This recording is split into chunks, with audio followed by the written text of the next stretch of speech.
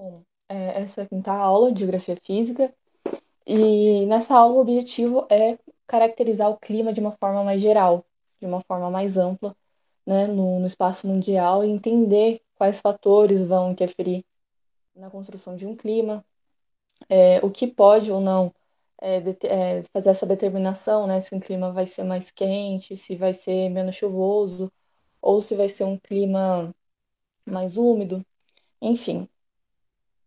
A gente começa então com as camadas da atmosfera. É legal ter uma ideia de quais são essas camadas, né? Saber mais ou menos os nomes, é, e principalmente saber, né?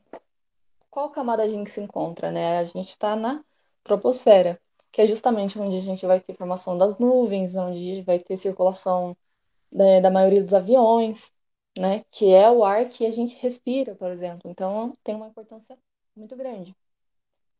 E a estratosfera também vai ser interessante saber um pouco sobre ela, porque é justamente onde tem a camada de ozônio, né? Quando a gente está na troposfera, uma característica importante é que quanto mais a gente sobe nela, quanto maior a altitude que a gente atinge, menor é a temperatura e menor é a pressão. Quando a gente entra na estratosfera, essa temperatura ela começa a aumentar de novo. Esse aumento de temperatura, ela se deve muito à camada de ozônio, né? Lembrando que a camada de ozônio é um filtro que envolve a Terra e que vai ajudar com que a radiação solar não atinja diretamente a superfície e também vai ajudar a reter o calor aqui na Terra. Então, é uma camada muito importante para que exista vida na Terra, né? É muito importante para a nossa existência. Esse aumento de temperatura, ele vai variar, em outras camadas ela passa a reduzir de novo, em outras aumenta. Então, cada camada vai ter a sua própria característica. Mas, principalmente, saber da troposfera e estratosfera é o mais, assim, importante nessa aula, principalmente. E saber da troposfera, saber que o que a gente vai conversar hoje tem a ver com a troposfera é muito importante. Então, a primeira coisa, antes de começar a falar dos fatores e elementos do clima, uma coisa importante de saber é a questão da pressão atmosférica. E qual questão é importante de saber, né? A pressão atmosférica é o peso que o ar exerce sobre a superfície terrestre. E o que que isso significa? Significa que quando eu estou numa altitude mais baixa, por exemplo, aqui na imagem, né, em Santos, eu vou ter uma camada de ar muito maior sobre as pessoas, sobre os prédios, sobre todo mundo aqui, do que a camada que eu vou ter em São Paulo. Isso se deve à diferença de altitude. Então, quanto maior essa camada, maior vai ser a pressão, porque mais partículas estão ali suspensas no ar. Então, quando eu subir para altitudes mais altas, eu vou reduzir a pressão. Então, lembrar que quanto maior a altitude, menor é a pressão. E aí a gente entra nos fatores e elementos do clima. E quais são eles? O primeiro deles é a temperatura. Então, a gente vai falar um pouco da capacidade de absorção e reflexão da radiação solar.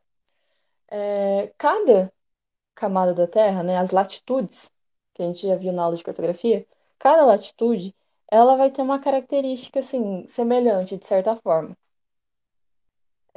Por exemplo, perto do Equador, é característico que a gente tenha temperaturas mais altas, porque é onde vai ter incidência solar, na maior parte é a área onde a gente tem maior radiação solar, durante todo o ano, no caso. Quando a gente se afasta do Equador e vai, por exemplo, para as áreas polares, a gente vai ter uma redução de temperatura grande, porque, por exemplo, quando a gente trata do Polo Norte, quando é verão aqui no hemisfério sul, o Sol ele deixa de incidir no Polo Norte, então não tem muito calor a ser absorvido, né? Porque o Sol não está incidido ali. Então, por isso a gente vai ter temperaturas mais baixas, né? Essa é mais ou menos a principal ideia. Quanto mais próximo do Equador tem temperaturas mais altas, e quanto mais distante dele, menores serão as temperaturas. É claro que a gente vai ter outros fatores que vão determinar isso, como, por exemplo, a altitude, né? Quando a gente tem uma cadeia de montanhas, quando a gente tem uma cordilheira muito alta, a gente normalmente tem, né, aquela imagem da neve cobrindo o topo dessas cordilheiras, dessas montanhas. Justamente porque ali a absorção de calor vai ser menor, porque a radiação vai incidir ali com menor frequência. Então, a gente vai ter uma temperatura menor, tá ok? É, E aí a gente tem a umidade também, né? A umidade do ar, principalmente. Então, não necessariamente um lugar que tenha muita água, ela vai ter uma umidade alta, né? A gente precisa da água justamente em estado líquido, principalmente, quando a gente fala de umidade. Quando a gente vai para os polos, por exemplo, a gente tem muita água. Praticamente a gente só tem água, só que ela está congelada. Então, no ar não resta muitas partículas que tragam alguma umidade para aquele lugar. Então, a gente vai ter diferentes ambientes e diferentes características, né? Então, a gente vai ter um ambiente super úmido, úmido, subúmido, semiárido e árido, né? Que é desde um ambiente super úmido com muita água até um lugar que praticamente não tem nenhuma umidade, que é um lugar muito seco. E essa umidade ela vai estar ligada com correntes marítimas, por exemplo, existem correntes marítimas que carregam umidade consigo, né? A gente vai ver mais pra frente. Massas de ar também que vão trazer chuvas. A latitude, né, como eu disse, porque não é só uma questão de ter água, né? É questão de ter água em estado líquido. E a altitude também, porque quanto mais alto, lembra daquela questão da pressão atmosférica. Quanto mais alto, menos partículas eu vou ter suspensas no ar. Então, menor vai ser a umidade também. E aí, outro elemento que vai ser determinante para o clima é a pressão atmosférica. A pressão atmosférica, ela vai agir em três elementos principalmente, que é a temperatura, nos ventos e nas chuvas. Quando a gente fala da pressão atmosférica ligada à temperatura, a gente está falando do quê? Que quanto maior a temperatura, menor a pressão atmosférica. Mas por quê? Vamos pensar. Se eu tenho um ambiente, aqui, esse primeiro ambiente, e eu tenho uma certa quantidade de partículas, vamos pensar primeiramente aqui num potinho. E um potinho tem um furinho aqui. E ele tem muitas partículas no ar, soltos, nitrogênio, água, oxigênio, tá tudo ali suspenso. E ele tá ali, paradinho. Se eu esquento esse ambiente, essas partículas elas começam a se agitar mais. Então, elas começam a querer se expandir, elas precisam de mais espaço. Aquele potinho, ele tá muito apertado agora, porque tá todo mundo muito agitado e querendo ocupar mais espaço. Então, essas partículas, elas começam a se expandir. E esse ar, ele começa a ficar rarefeito. Ou seja, ele começa a ter menos partículas. Então, agora pensa que esse potinho é a nossa atmosfera. Então, quando eu tenho uma incidência solar muito alta, e uma absorção de calor alta também, a gente tem um aquecimento da superfície, e, consequentemente, a gente vai ter um aquecimento do ar. E essas partículas, elas vão começar a se expandir e aquele ambiente vai começar a ficar rarefeito, ou seja, vai concentrar a menor quantidade de partículas do que um ambiente frio, por exemplo. Então, por isso que quanto maior a temperatura menor é a pressão, por conta dessa expansão das partículas, porque a gente tem menos partículas ali ocupando aquele espaço. Agora a gente vai pensar nos ventos. É basicamente a mesma ideia. Aqui a gente tem uma área de baixa pressão, por exemplo. Então, pode ser aqui, por exemplo, um lugar que tem uma incidência solar muito alta. Vamos pensar em algum lugar do Equador, próximo ao Equador, à linha do Equador. Então, a gente tem uma baixa pressão. E aqui a gente tem uma área de alta pressão. Então, vamos pensar um lugar que não é tão quente assim, um lugar um pouquinho mais frio. Pensar, por exemplo, em São Paulo, que tem uma pressão mais alta do que se a gente pegar, por exemplo, Roraima. Então, o que que é mais fácil?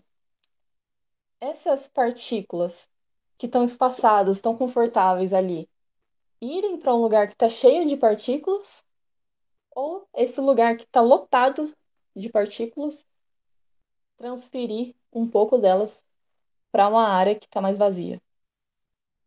É mais fácil sair de um lugar lotado e ir para o mais vazio, certo? Então, é basicamente essa a ideia. A formação dos ventos está justamente ligada a essa diferença de pressão. Os ventos, eles vão se formar das áreas de alta pressão para as áreas de baixa pressão. Então, esse vai ser o sentido dos ventos. E é assim que se dá essa formação dos ventos, justamente, né? Com essa transferência de áreas concentradas para áreas mais vazias. Então, aqui, por exemplo, a gente vai ter, né, essa imagem, eu acho que a maioria de vocês já devem ter visto. Aqui a gente tem o globo e as latitudes representadas. Como eu falei, aqui próximo do Equador, a gente vai ter uma área de menor pressão. Por quê? Porque as temperaturas são mais altas, como a gente viu. Quanto maior a temperatura, mais espaçadas estão as partículas e menor vai ser a pressão. Já aqui nos trópicos, por exemplo, a gente já vai ter uma área com uma pressão maior. O calor já não é tão grande. Então, os ventos vão sair dessa área de alta pressão e vão para essas áreas de baixa pressão. E esses ventos, essas setinhas, elas têm um nome, que é justamente os ventos alísios, que é um nome bem famoso, né, quando a gente estuda clima, que são esses ventos que convergem para a linha do Equador, certo? É, e por que que eles estão, né, inclinadinhos assim? Ah, tem alguma justificativa? Tem. É por conta da rotação da Terra, se a gente pensar, né? Ela vai estar rodando. Então, esses ventos, eles estão sendo desviados de certa forma, né, entre aspas falando. Então, esses são os ventos alísios, tá ok? Saindo das altas pressões para as áreas de baixa pressão. Aqui um outro esquema, né? Como falei, vai sair de uma área de alta pressão para uma área de baixa pressão. E esse ar, né? Ele, o ar quente, no caso, né? Falando aqui, representando a cor vermelha e a cor azul. O ar quente, ele é menos denso que o ar frio. Então, o ar quente, ele acende, ele sobe na superfície, enquanto o ar mais frio, ele desce por ser mais denso. Então, a gente vai ter esse movimento, de certa forma, cíclico, né? Então, a gente sai de uma área de alta pressão, vai para uma área de baixa pressão, o ar quente, ele sobe, ele esfria e ele desce. Então, essa é a dinâmica dos ventos. Aqui, um outro exemplo, né? Formação das brisas marinhas. Como é que se dá isso? Durante o dia, a superfície, a terra, o asfalto, é, a vegetação, tudo isso absorve mais calor, ou melhor, absorve calor com maior facilidade quando comparado à água, certo? Então, enquanto a terra vai estar aquecendo, absorvendo muito calor, a água já vai estar mais ali tranquilinha, absorvendo pouco calor. Não vai ser algo super rápido igual a terra. Então, aqui na Terra, a gente vai ter uma temperatura maior. Então, vai estar mais quente. E como a gente viu, quanto mais eu aqueço um lugar, mais eu reduzo a pressão. Então, aqui na Terra, a gente vai ter a formação de uma zona de baixa pressão. Enquanto a água vai ser uma área de alta pressão. Por quê? Porque aqui está mais quente. Então, é sempre uma questão comparativa. Se um lugar está mais quente que o outro, esse lugar mais quente, ele vai ser uma zona de baixa pressão, e esse lugar mais frio vai ser a área de alta pressão. Então, durante o dia, a brisa marinha ela vai se formar como? Como aqui tem uma baixa pressão e aqui na água uma alta pressão, vamos lembrar que o vento se desloca da área mais concentrada para a área mais vazia. Então, esses ventos vão se deslocar da água, que está com uma pressão maior, para a terra, que tem uma pressão menor, certo? Então, essa vai ser a ideia da formação das brisas marinhas, justamente essa diferença de pressão. Quando anoitece, a gente vai para essa figura 2. Quando anoitece, a terra, assim como absorve mais calor que a água, ela também libera calor mais facilmente do que a água. Então, quando chega a noite, essa terra, ela esfria muito mais rápido do que a água dos oceanos, do mar, enfim. Então, a terra, ela passa a ser o lugar mais frio agora, porque ela liberou o calor que ela tinha absorvido. Enquanto a água não, a água ainda tá com aquele calor ali guardado nela. Então, agora, a alta pressão vai estar na terra, porque ali vai estar mais frio. Já a baixa pressão vai estar concentrada nas águas. Então, o sentido dos ventos, ele inverte. Agora, o vento sai da terra e vai para o mar. E isso a gente chama de brisa continental, brisa terrestre, tá ok? Então, lembrar que a formação das brisas marinhas vai estar justamente ligado à diferença de pressão das áreas. E aí a gente vai para as chuvas, né? Em qual área eu vou ter mais chuvas, né? A área de baixa ou a área de alta pressão?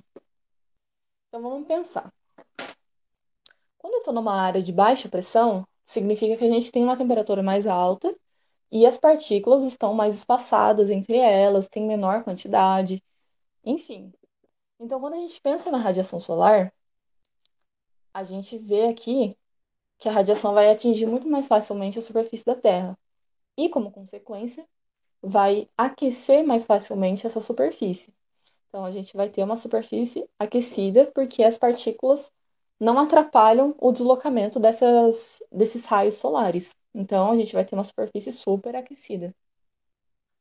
Já numa área de alta pressão, essas partículas elas atrapalham esse deslocamento. Então, elas vão dificultar a chegada desses raios solares. Lembrando, mais uma vez, né, que a gente vai ter oxigênio, nitrogênio, água, vão ter várias partículas ali soltas e elas vão estar mais juntinhas, né, que a gente tem uma menor temperatura, uma área de baixa pressão, uma área de alta pressão, perdão. Essas partículas elas vão estar mais juntinhas nessa área de alta pressão. Então, os raios solares vão ter mais dificuldade de chegar na superfície e, como consequência, também vai ter maior dificuldade de aquecimento. Então, eu vou ter uma área aqui mais aquecida, enquanto aqui eu vou ter uma área menos aquecida. E aí, como que se dá a formação das nuvens, por exemplo? As nuvens, elas se formam a partir da ascensão do ar quente que sai da superfície e chega até uma temperatura onde o ar está frio e começa a condensar essas partículas. Então, deixa de ser vapor e passa a ser gotículas de água. Então, para ter a formação das nuvens, eu vou precisar de uma superfície bem aquecida, certo? Então, por isso, nas áreas de baixa pressão, a gente tem mais chuvas. Então, quando a gente compara, por exemplo, né, é, a região lá do Equador, perto do Equador, os estados brasileiros mais próximos do Equador, a gente vai ter uma quantidade de chuvas maior do que se a gente pega os estados do sul do país, onde essas áreas têm maior pressão, tá ok? E como a gente tem maior formação de nuvens nessas áreas, maior quantidade de chuvas. Outro elemento que vai determinar essa questão do clima são as correntes marítimas. Então, lembra que a gente falou, né, que as correntes marítimas elas interferem na umidade. Por quê? Porque essas correntes elas carregam umidade. Então, em determinadas áreas que não tem esse favorecimento de formação de nuvens e chuvas, a chegada de correntes marítimas contribui para essa questão da umidade. Então, é muito comum a gente é muito importante essas essas correntes para a formação do clima, que elas vão realmente ajudar nessa questão da umidade e tudo mais. Vai ajudar também, né? Em áreas aqui, por exemplo, a corrente do Golfo é uma corrente quente. Ela ajuda, por exemplo, a não deixar congelar essa parte da Europa, né? O oeste da Europa. Ajuda a não congelar tanto, pelo menos. Então, cada corrente ela vai ter uma determinada função e importância para diferentes áreas do globo.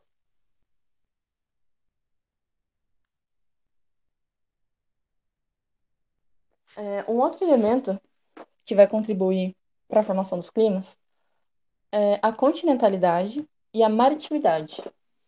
E o que que é a continentalidade e a maritimidade?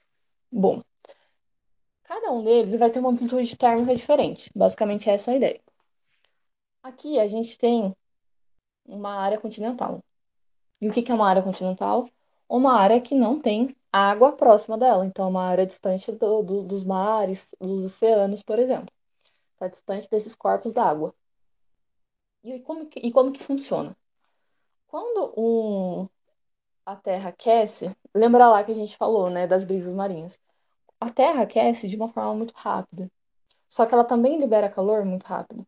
Então, é muito comum em áreas continentais que de dia eu tenha temperaturas altas e de noite tem uma queda muito grande da temperatura. E por isso essa grande amplitude térmica. Por quê? Porque de dia aquece e absorve muito calor e de noite libera muito facilmente esse calor. Então as temperaturas elas caem muito rápido. Diferentemente de uma cidade litorânea, por exemplo, quando a gente tem o aquecimento, a gente tem a absorção e também tem a liberação. Só que ali a gente está próximo dos corpos d'água, a gente está próximo dos mares, dos oceanos. Então, a água, lembra lá que ela absorve devagar, mas também libera devagar. Então, ela vai contribuir para a estabilidade das temperaturas. Então, ela vai diminuir essa amplitude térmica, dessa região. Então, não vai ser tão diferente assim a temperatura do dia e da noite. Não vai ser tão drástica essa mudança, certo? E as chuvas em si, né? A gente falou da questão da pressão, da formação das chuvas. Mas quais são os tipos de chuva que a gente tem? O primeiro tipo são as chuvas de convecção. O que são essas chuvas de convecção? Essa chuva de convecção, ela ocorre quando o ar quente acende. Então, lembra lá que a gente falou, né? Qual a ideia da formação das chuvas? É quando o ar quente sobe, levando umidade, até atingir uma certa altitude, onde ela condensa e vai condensando, condensando, até que ela precipita, até que as chuvas começam. Então, justamente essa ideia. O ar quente ele sobe nas chuvas convectivas e o ar frio desce. E quando esse ar quente sobe, ele leva consigo a umidade e forma essas nuvens. O segundo tipo de chuva são as chuvas orográficas. Essas chuvas são chuvas que ocorrem normalmente nas serras, nas montanhas, nas cordilheiras. Então, esse ar quente e úmido vai formar as nuvens. E essas nuvens, elas vão estar percorrendo aqui esse caminho, até encontrar um obstáculo, que vai ser essas serras, essas montanhas. Quando chega nessas serras, a nuvem, ela vai tentar passar. Só que nisso que ela tenta passar, ela esfria mais. E quando ela esfria mais, ela chove, ela precipita. Ela não aguenta mais segurar aquele líquido nela, porque tá muita, muita concentração. Então ela libera essa chuva. E o que passa para depois dessas serras é o ar seco apenas. Então é muito comum a gente ter, por exemplo, formação de desertos atrás dessas cadeias de montanhas, dessas cordilheiras. Principalmente quando elas estão próximas ao mar, né? Porque vem essa corrente úmida e deposita toda a sua umidade ali e passa apenas o ar seco para depois dela. E não leva umidade, porque essa umidade ficou toda presa aqui nessa parte frontal da serra. Outro detalhe também, né? Que existem nominhos que são citados, né, quando a gente está estudando isso. Quando esse ar tá vindo, a gente chama ele de barlavento. O vento tá vindo, a gente chama ele de barlavento. E depois que ele precipita e fica seco, a gente chama ele de sotavento. Lembra que só tá vento é tipo só tá o vento, não tem mais umidade. Então, quando a gente fala de sotavento, é quando ele tá seco, depois que precipitou, e quando ele tá úmido ainda, a gente chama ele de barlavento. E por último, as chuvas frontais. O que que são essas chuvas frontais? Essas chuvas frontais, elas se caracterizam pelo encontro de uma massa de ar quente e de uma massa de ar fria. Então, a massa de ar quente e menos densa, ela sobe e forma as nuvens. E o ar frio desce. É muito parecido com as chuvas convectivas.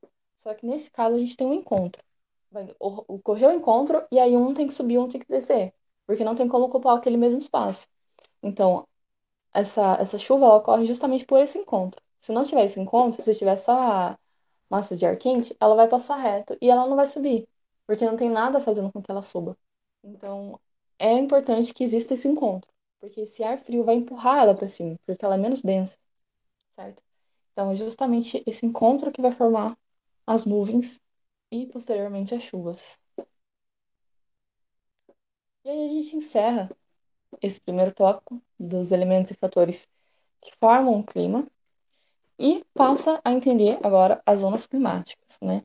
Quais são as zonas climáticas que a gente tem no planeta? É, eu destaquei os mais famosos, digamos assim, os mais, não importantes, mas realmente os mais estudados, né? Os mais cobrados.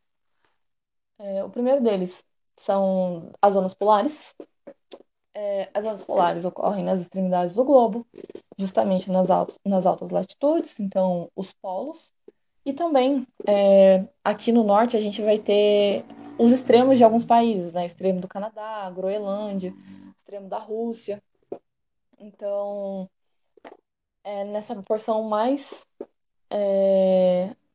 de maiores latitudes do globo mesmo, que são as temperaturas mais baixas que a gente vai ter.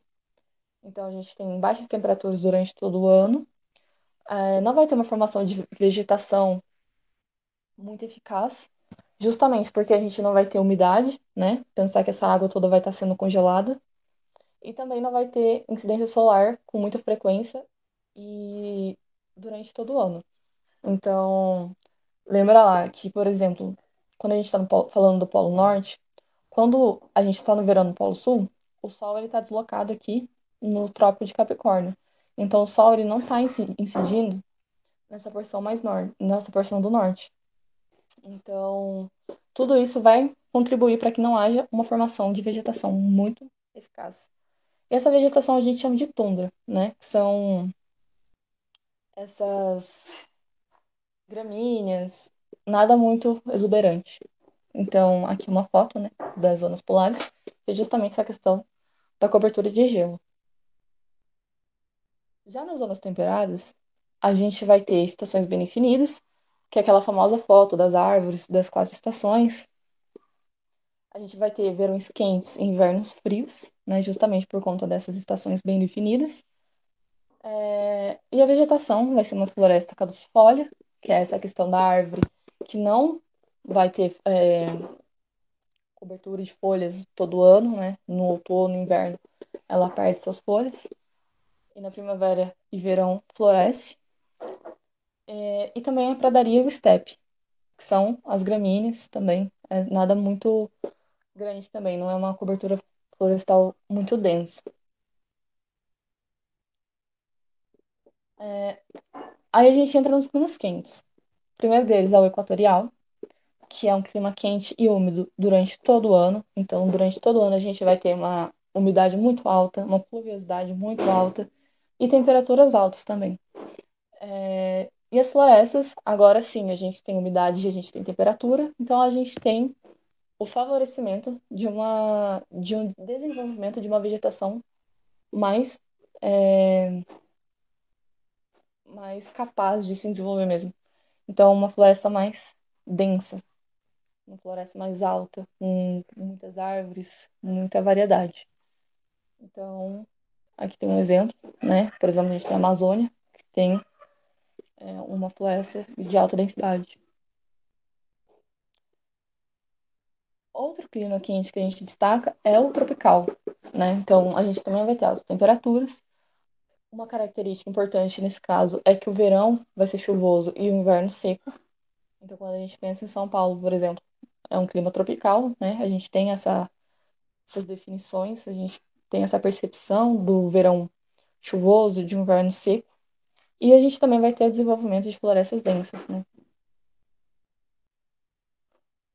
Aí a gente tem os climas áridos, o clima desértico, que vai apresentar altas temperaturas médias. Entretanto, não vai ter umidade, então vai ter uma pluviosidade muito baixa. Existe até a possibilidade de, em alguns anos, nesses climas desérticos, não ter chuva, então é realmente muito seco. Pode ter uma alta amplitude térmica durante o dia e no inverno também, mas quando a gente pensa no dia, né, lembrar daquela questão da capacidade de manter o calor na superfície. Ao mesmo tempo que a superfície terrestre, ela absorve calor muito fácil, ela também libera. Então, no clima desértico, principalmente, que não tem essa cobertura vegetal para ajudar, essa liberação do calor vai ser muito intensa. Então, é muito comum que durante o dia tenham altíssimas temperaturas e durante a noite tenham temperaturas negativas, por conta dessa liberação muito fácil. E, né, por conta dessa baixa pluviosidade, a vegetação vai ser muito escassa, não vai ter um desenvolvimento eficaz. Então, aqui a gente também tem as imagens, né? A gente pode ver que tem vegetação praticamente inexistente, porque realmente não tem como a vida vegetal ali se desenvolver de uma forma muito efetiva. E por último, o clima semiárido também, que vai apresentar as temperaturas, também vai ter uma baixa umidade do ar, vai apresentar chuvas irregulares, escassas e mal distribuídas. Então, diferente do clima desértico, ela ainda vai ter uma certa pluviosidade e uma certa umidade. Só que ela também não vai ser muito lá significativa. Ela vai existir, mas muito baixa ainda, muito escassa. E a vegetação vai ser de pequeno porte e adaptada ao clima seco, né? Aqui, por exemplo, tem a caatinga. Na próxima aula a gente vai falar sobre os biomas, mas a caatinga, por exemplo, quando a gente pega a primeira imagem de uma planta que a gente pensa no cacto, justamente uma planta que é adaptada ao clima seco, né? Ela é adaptada para reter umidade, porque essa planta sabe que vai precisar armazenar, porque vai passar por um período muito grande de seca, né? Então, justamente aqui os cactos, né? O fato da caatinga. Então, é justamente essas plantas mais adaptadas por conta dessa baixa umidade. Uma outra coisa importante de entender são os climogramas, tá? Então, saber ler um climograma é essencial para você saber identificar o tipo de clima que a gente está lidando, saber diferenciar eles. Como que a gente lê um climograma, né? Aqui a gente vai ter duas informações, né? Aqui a gente tem a, a taxa de pluviosidade, aqui a gente tem a temperatura, e aqui embaixo a gente tem os meses, né? Então, cada coluninha dessa vai estar representando um mês do ano. As temperaturas, elas vão estar representadas por essa linha vermelha. Se não tiver cor, não tem importância também. É só lembrar que as temperaturas vão estar representadas pela linha. Já a umidade vai estar representada pelas coluninhas. E aí, como que você vai ler isso, né? Quando a gente pega isso aqui, a primeira impressão que dá é que a gente tem uma pluviosidade muito alta, né? A gente está vindo aqui até a última linha. Só que o número que está aqui no último é muito baixo ainda. Esse é um climograma da Rússia. Quando a gente pega aqui da Amazônia, por exemplo, e a gente observa o número, a gente vê essa diferença. Aqui a gente tem 455 milímetros, é, e aqui a gente tem 80. Então, por exemplo, se aqui o máximo que eu tenho é 80, e aqui a gente vai até 455, e o mínimo é maior que 80, dá para ter uma noção que aqui a gente tem uma baixa pluviosidade, muito baixa mesmo, durante todo o ano. E é característico realmente desse país. Por quê? Porque quando a gente pega a temperatura, a gente vê que as temperaturas não são altas. Então, o que a gente consegue deduzir? A gente consegue deduzir que é um país que provavelmente tem um inverno rigoroso, que durante o ano tem temperaturas baixas, então provavelmente tem uma cobertura significativa de gelo, por exemplo. Então, Tudo isso está associado. E isso justifica a baixa pluviosidade, por exemplo, essas baixas temperaturas. Uma coisa importante de entender também é perceber, por exemplo, né? Aqui a gente tem o histograma de São Paulo. Aqui a gente consegue ver que o inverno ele é mais seco que o verão. O climograma de São Paulo ele é muito, assim, ele é de certa forma um dos mais cobrados, né? Porque é um dos mais fáceis de entender. Que onde a gente tem um inverno seco, onde a gente tem um inverno principalmente nos meses de maio, junho, julho e agosto, no hemisfério sul, porque o Sol tá próximo do Trópico de Câncer. Então, a primeira coisa que a gente tem que saber é identificar se a gente está no sul ou no norte. Se a gente tem menores temperaturas nos meses de maio, junho, julho e agosto, significa que a gente está no sul, certo? E se a gente tem alta pluviosidade no verão e baixa pluviosidade no inverno, significa que a gente está num ambiente tropical. Não é todo climograma que dá para perceber isso, mas em alguns dá, e é legal tentar fazer essa leitura. Por exemplo, quando a gente pega aqui esse climograma da Arábia Saudita. Se a gente achava a pluviosidade da Rússia baixa, quando a gente pega aqui, a gente vê que a pluviosidade ela é mínima, assim. É muito baixa a pluviosidade. E a gente tem temperaturas muito altas. Temperaturas que chegam a quase 40 graus. Então, aqui a gente já consegue perceber, por exemplo, que a gente vai ter um clima mais desértico. A gente tem temperaturas muito altas e uma pluviosidade muito baixa. Então, é sempre importante ler a barra da legenda, né? Ver qual número está sendo indicado na pluviosidade, porque só ver essas colunas não basta. A gente precisa ver, analisar isso para saber se um clima ele é úmido ou não, se ele tem altas pluviosidades ou não. E junto com ela ver, avaliar a temperatura, né? Aqui, por exemplo, na Rússia, como eu falei da questão do inverno aqui no Brasil.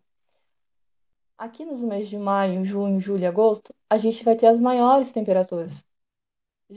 Entre setembro e março, a gente vai ter temperaturas mais baixas. Então, isso já é um indício de que esse país está no norte. Então, sempre lembrar disso, certo? E aqui, nesse último climograma, que é da Amazônia, a gente consegue perceber que as temperaturas elas não têm uma variedade tão alta, ela mantém aí um certo padrão, e a umidade também ela reduz, mas ela ainda é muito alta. Então, a gente consegue perceber que é um clima equatorial, certo? Então, a leitura de um climograma, ela sempre tem que vir em conjunto. Você analisar quando é o inverno e quando é o verão desse ambiente, você analisar a taxa pluviométrica, se é alta ou baixa, e analisar as temperaturas, se elas variam muito e qual é a variação, né? Se elas têm temperaturas negativas ou temperaturas muito altas. Então, a leitura de um climograma ela tem sempre que vir com esse conjunto completo, né? Esse entendimento completo do que é aquele clima, do que é aquele ambiente. E aí a gente entra nos fenômenos climáticos. O primeiro deles, e muito importante de entender, é o El Niño. O El Niño, ele fala do aquecimento anormal das águas do Pacífico. Então, existe um aquecimento que é normal daquele oceano, mas em alguns períodos, em alguns momentos, esse aquecimento ele se dá de uma forma muito intensa, o que causa diversos problemas para diversas regiões do mundo, né? É uma coisa que acontece em um determinado ponto, acontece no Pacífico e que atinge o globo inteiro, né? Então, o clima ele é realmente interligado, ele é toda uma dinâmica dinâmica climática da Terra, justamente por isso, porque uma mudança em um ponto vai interferir no globo inteiro. Então, por exemplo, aqui a gente tem uma imagem que fala das condições normais de aquecimento. E o que que acontece? A gente vai ter os ventos alísios movimentando aqui de leste para oeste, então empurrando aqui para a esquerda essas águas. E ação de empurrar essas águas para a esquerda vai fazer com que aqui no oeste da América do Sul e de outras regiões também, a gente tenha o, o aparecimento de águas mais frias, né, mais profundas, que trazem consigo fauna, que trazem consigo fitoplâncton, que vão trazer aí diversos elementos que vão ajudar na economia, que vão ajudar no desenvolvimento daquela região, da fauna daquela região, da vegetação daquela região. Então, vai ser muito importante. Além disso, também, né, o El Niño, em condições normais, ele ajuda na formação de chuvas na Austrália, em parte da Ásia, né, na Indonésia, na Índia. Então, também vai ser muito importante. Já quando a gente tem o El Niño, a gente tem um aquecimento normal. E o que que acontece? Os ventos que deveriam estar empurrando para a esquerda aqui, eles não são tão efetivos. Eles reduzem a sua força. E o que que isso faz? Isso faz com que essa água fria não possa subir. Ela não possa ressurgir aqui. Por quê? Porque a água quente está em cima. E a água quente, ela é menos densa. A água quente, ela nunca vai descer para a água fria subir. Certo? Então, esse aquecimento normal, ele vai impedir o desenvolvimento da fauna aqui, vai impedir o desenvolvimento da flora, vai causar diversos impactos, certo? E isso vai atingir o globo como um todo. Aqui eu destaquei o Brasil, né, porque é do nosso interesse. Então, quando o El Niño acontece, ele vai aumentar as temperaturas no Brasil, de uma forma geral, e vai causar excessos de chuvas no sul do país e seca no norte e nordeste. Então, assim, vai causar seca muito drástica mesmo no norte e no nordeste. Uma área que já não é lá muito úmida, né? Ela já sofre com a seca, vai sofrer mais ainda, principalmente no nordeste. Já quando a gente tem a laninha, a gente está falando do processo inverso. A laninha, ela fala do resfriamento normal das águas do Pacífico. Então, ela vai resfriar de uma forma muito intensa essas águas. E no Brasil, ela vai causar seca agora no centro-oeste, sudeste e principalmente no sul. Então, vai inverter, né? Se a gente tinha muita chuva com El Niño no sul, agora a gente vai ter seca. E enquanto a gente tinha uma seca no nordeste e no norte, agora a gente já vai ter uma quantidade de chuvas maior. E aí a gente tem um vídeo que ajuda a entender um pouco isso, né? Eu acho que facilita um pouco o entendimento de vocês.